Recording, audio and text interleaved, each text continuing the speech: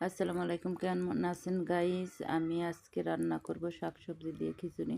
তো শাকগুলো আমি মাঠ থেকে তুলে আনলাম। এবার এটা আমি বেছে কুটে ধুয়ে পরিষ্কার করে নেব।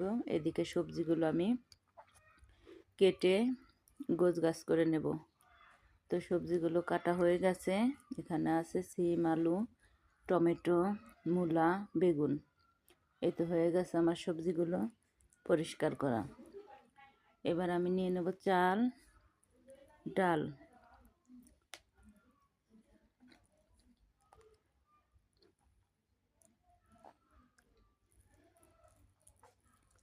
এই চালগুলো আমি এবার দিয়ে দেব, সবজিগুলোও দিয়ে দেব।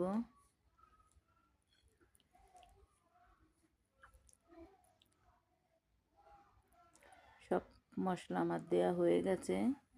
এবার তেলটা দিয়ে আমি ঢাকনা দিয়ে ঢেকে দেব। এবারে দিয়ে দিলাম আদা রসুন জিরা বাটা। এবার আমি শাকগুলো দিয়ে দেব। এখানে পাঁচমিশালি শাক ছিল, শুধু কচু শাক না। এবার আমি বেগুন ভর্তাটাও দিয়ে দেব। এই তো হয়ে গেছে আমার খিচুড়ি।